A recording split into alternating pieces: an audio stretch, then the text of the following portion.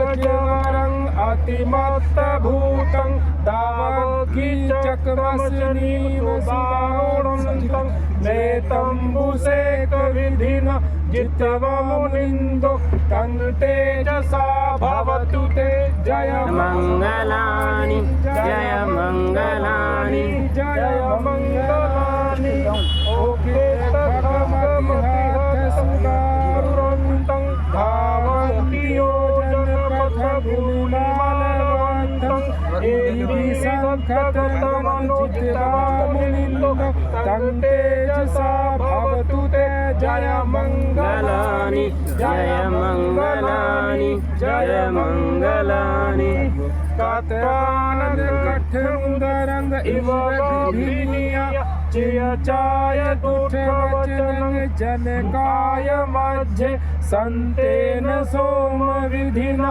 जितवमुनिन्दो तं तेजसा भवतु ते जय मंगलानि जय मंगलानि साचं विहाय मति सच्चकवाद के तंगवादाभिरोपितमनं अधिअन्धभूतं पय्यापदीपजलितो जितवमुनिन्दो तं तेजसा भवतु ते जय मंगलानि जय मंगलानि जय मंगलानि नन्दोपनन्द भुजगं विविधं महिधिन्दुतेन थेर भुजगेन दमपयन्तो ईदुपदेशविधिना जितवमुनिन्दो तं तेजसा भवतु ते जय मंगलानि जय मंगलानि जय मंगलानि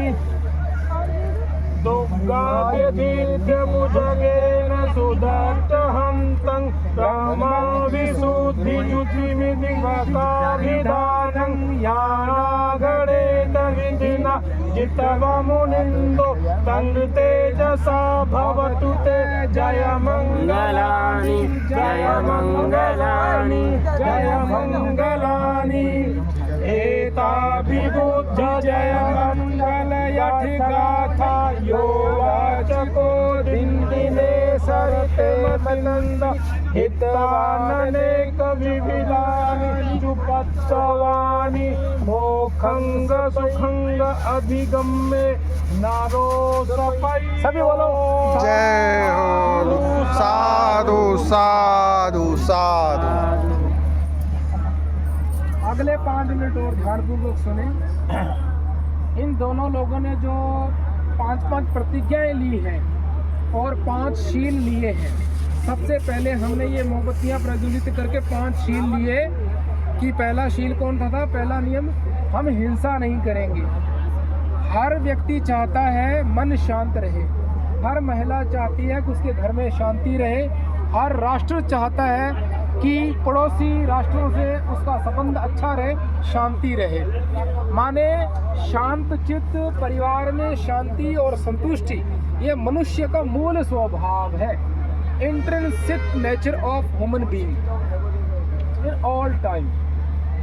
तो जब हम इतनी शांति चाहने वाले हैं अंदर, तो हमारे संकल्प और हमारी प्राथमिकताएं और हमारी प्रेरणाएं शांति को ही समर्पित होनी चाहिए। ये खाना, ये लाइटें, ये इतनी बड़ी दावत, ये केवल और केवल भावना अभिव्यक्त करने के लिए है। फिर भी मैं कहता हूँ शादी नहीं है, वो शादी नहीं है, खाना शादी नहीं है, ये टेंट शादी नहीं है, तो हमारी मौजूदगी भी शादी नहीं है। तो फिर शादी कहाँ है और कैसी है, ये सीखे जाने की, समझे और समझाए जाने का विषय है। शादी 2 व्यवहारों का नाम है, परस्पर किए गए व्यवहार का नाम है शादी। आदमी वही है जिसे हम पति कहते हैं, बेटा कहते हैं, भाई कहते हैं, देवर जेठ कहते हैं।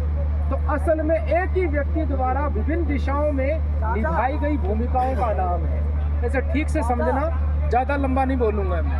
तो क्या है, भूमिकाएं हैं और हर भूमिका कंट्रीब्यूट करती है परिवार के संगठनात्मक स्वरूप में। महंगा है मगर समझना पड़ेगा। आज की जनरेशन को इतने विश्लेषण की आवश्यकता है क्योंकि वो तर्क करती है। आज की जनरेशन को ऐसे विश्लेषण की आवश्यकता है, क्योंकि वो तर्क करती है। जब परंपराओं के ढर्रे पे तर्क नहीं किया जाता था, बातों को माना जाता था, तब मेरी तरह कोई खड़ा होकर विश्लेषण नहीं करता था। ठीक कह रहा हूँ। आज विश्लेषण की आवश्यकता है, कहानी की आवश्यकता नहीं है। कहानी भी हो तब भी विश्लेषण ही हो। झूठा दर्शन टिक नहीं पाता। तो इसीलिए शादी जो है वो गहरे में व्यवहार है, और कहूँ तो जिम्मेदारी है। महाकारुणिक बुद्ध के समय की घटना है। धनंजय नाम का व्यक्ति था, उसकी छोटी सी बच्ची उसके पिताजी माने अपने दादाजी की उंगली पकड़ करके महाकारुणिक बुद्ध को सुनने जाती थी। ऐसे सुनते सुनते वो बड़ी हुई। जब उसकी शादी हुई तो उसके पिताजी ने उसको 10 बातें बताई कि अगले घर में जा करके, नए घर में जा करके आपको किन आदर्शों का पालन करना है, किस प्रकार के व्यवहार को आपको अंगीकार करना है, निभाना है। तो धनंजय अपनी बेटी को कहते हैं कि बेटे आग को संभाल के रखना। पहली शिक्षा क्या दी? 10 नहीं बोलूँगा, 4-5 ही सुनना ध्यान से। पिता कहते हैं अपनी बेटी को विदा होने से पहले, वैसे तो माँ सिखाती है, दादी सिखाती है, बुआ सिखाती है, बड़ी भाभी सिखाती है, जिसमें माँ की भूमिका बेहतर रहती है, मगर यहाँ पिताजी सिखा रहे हैं कि बेटे आग को संभाल के रखना। माने गुस्सा, क्रोध जो 1 मिनट आ जाए और बाद में वो गुस्सा हमें पता चले कि वो अतार्किक था, उसका इतना आने का कोई कारण नहीं था, तो फिर आग लगती है। कि आग को संभाल के रखना। और फिर कहा कि घर की आग बाहर मत जाने देना। होता है ना, घर का झगड़ा कई बार बाहर चला जाता है,